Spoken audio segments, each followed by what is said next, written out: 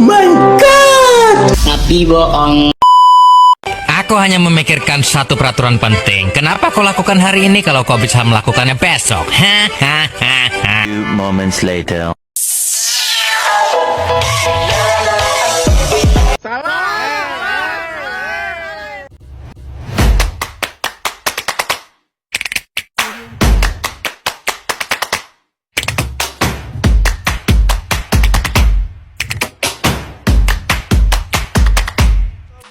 Assalamualaikum warahmatullahi wabarakatuh. Perkenalkan, nama saya Muhammad Faruk Ikhwan dengan NIM B0 dari Prodi D3 Agribisnis Peternakan Fakultas Peternakan Universitas Mataram. Dalam kesempatan ini saya akan mempresentasikan atau memaparkan hasil penulisan makalah saya yang berjudul Pancasila dalam Kajian Sejarah Bangsa Indonesia. Pancasila merupakan fondasi sekaligus pilar utama dalam kehidupan berbangsa dan bernegara di Indonesia.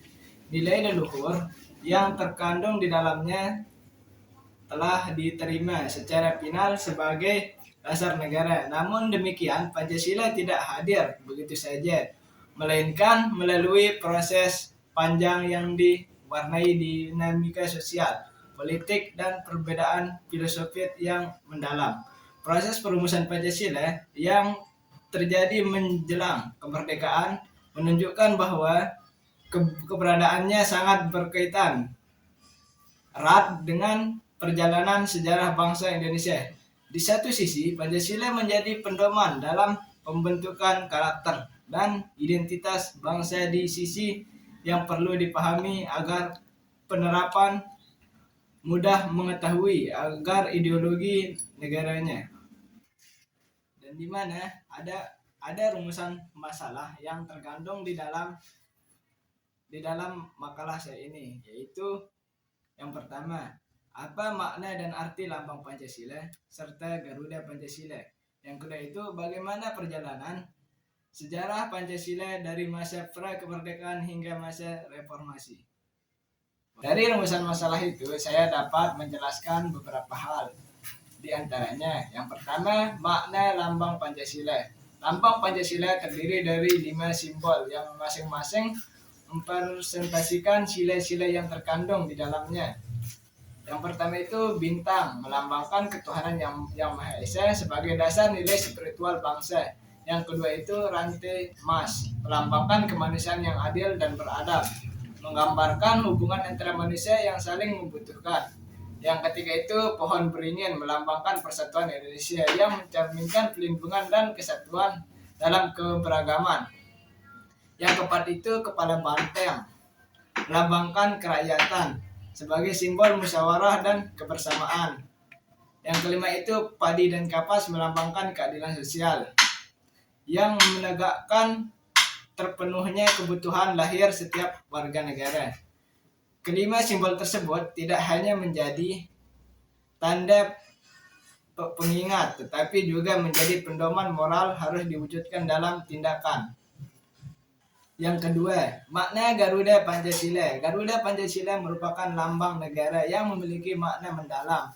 Burung Garuda dipilih karena melambangkan kekuatan, kebijaksanaan, dan wibawa. Dalam tubuh Garuda terdapat tameng yang memusat simbol Pancasila, dan di bagian bawahnya cakarnya terdapat pita bertulis Bhinneka Tunggal Ika yang menunjukkan prinsip persatuan dan perbedaan. Jumlah bulu Garuda itu ada 17 pada sayap, 8 pada ekor, dan 45 pada leher. Merupakan referensi langsung dari tanggal kemerdekaan Indonesia, yaitu 17 Agustus 1945. Hal ini menunjukkan bahwa lambang negara dirancang dengan penuh kesadaran historis.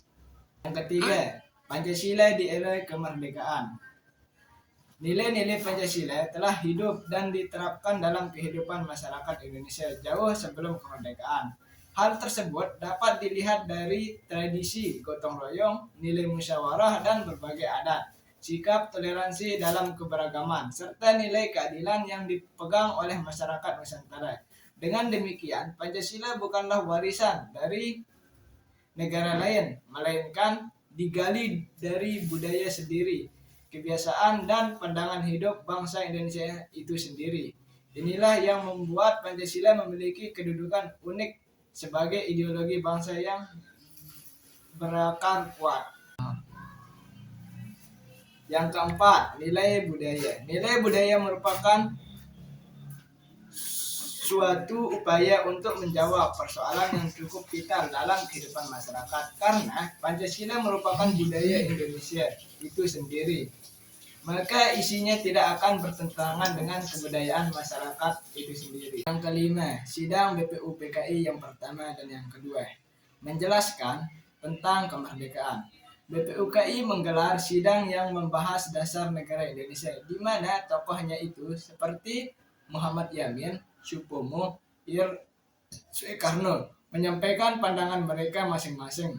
Gagasan tersebut kemudian dikumpulkan oleh Panitia 9 hingga lahir Piagam Jakarta pada 22 Juni 1945.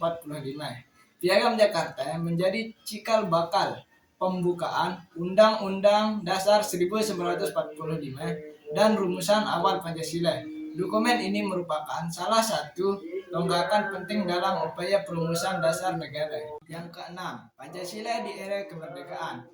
Pada tanggal 18 Agustus 1945, Pancasila secara resmi ditetapkan sebagai dasar negara Republik Indonesia oleh PPKI.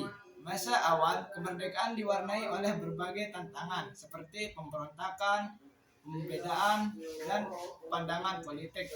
Meskipun demikian, Pancasila tetap menjadi pedoman utama yang mengingatkan bangsa Indonesia agar tetap bersatu. Yang ketujuh, Pancasila di era Orde Lama. Pada Orde Lama, Presiden Soekarno menerapkan sistem demokrasi terpimpin sebagai upaya mengatasi ketidakstabilan politik. Beliau juga memperkenalkan konsep Nasakom, nasionalisme agama komunis, sebagai upaya menyatukan berbagai kekuatan nasional. Namun, di sisi lain, penerapan Pancasila dapat masa ini sering kali dipengaruhi kepentingan politik sehingga tidak seluruh nilai Pancasila dijalankan sesuai hakikatnya. Yang kedelapan, Pancasila di era Orde Baru. Meskipun Orde Baru, Presiden Soeharto menegakkan pentingnya melaksanakan Pancasila secara murni dan konsekuen. Berbagai program seperti P4, Pendoman, Penghayat, dan Pengalaman Pancasila, dan kebijakan asas tunggal diterapkan di seluruh organisasi. Akan tetapi, pada praktiknya banyak kejadian penyalahgunaan kekuasaan, korupsi, pembatasan kebebasan berpendapat yang justru bertentangan dengan nilai-nilai itu sendiri. Yang kesembilan, Pancasila di era reformasi. Era reformasi membawa perubahan signifikan dalam sistem ketatanegaraan dan politik Indonesia. Amandemen Undang-Undang Dasar 1945 dilakukan untuk memperbaiki demokrasi pemerintahan, juga membentuk BPIP sebagai lembaga pembinaan ideologi agar Pancasila dapat dipahami dan diamalkan dengan cara yang relevan dengan perkembangan zaman. Namun demikian, reformasi juga menghadirkan tantangan baru seperti meningkatkan polarisasi politik, radikalisme, serta penyebaran informasi yang tidak terkenal di era digital. Yang ke-10, hubungan Pancasila dalam Proklamasi dan Undang-Undang Dasar 1945. Pancasila memiliki hubungan yang sangat erat dengan proklamasi kemerdekaan dan pembentukan Undang-Undang Dasar 1945. Proklamasi merupakan puncak perjuangan bangsa yang dilandasi nilai-nilai Pancasila. Pembukaan Undang-Undang 1945 menguraikan nilai-nilai tersebut secara eksplisit, Sedangkan batang tubuh Undang-Undang 1945 menjadi implementasi operasionalnya dalam bentuk peraturan perundang-undangan. Penyampaian yang tadi dapat saya simpulkan bahwa Pancasila merupakan dasar negara sekaligus pandangan hidup yang digali dari jati diri bangsa Indonesia itu sendiri. Perjalanan sejarahnya menunjukkan bahwa Pancasila memiliki relevansi yang kuat dalam berbagai situasi, mulai dari masa pra-kemerdekaan hingga masa reformasi sampai saat ini. Pancasila tidak hanya menjadi simbol, tetapi strategi moral yang menggerakkan bangsa Indonesia menuju cita-cita kemerdekaan, persatuan, dan keadilan sosial bagi seluruh rakyat Indonesia. Wah. Mungkin hanya ini yang dapat saya sampaikan. Mohon maaf jika kalau ada kekeliruan dalam penyampaian presentasi tadi. Sekian, Assalamualaikum warahmatullahi wabarakatuh. Ngày vô nhà thương, ngày vô nhà anh biết thương. Giây phút em gặp anh là em biết em si tình, tình tình tình tang tang tình, tang tình tình tình tang tang tang. Giây phút em gặp anh là em biết em si tình, tình tình tình toan toan tình mình tình tan tan tan.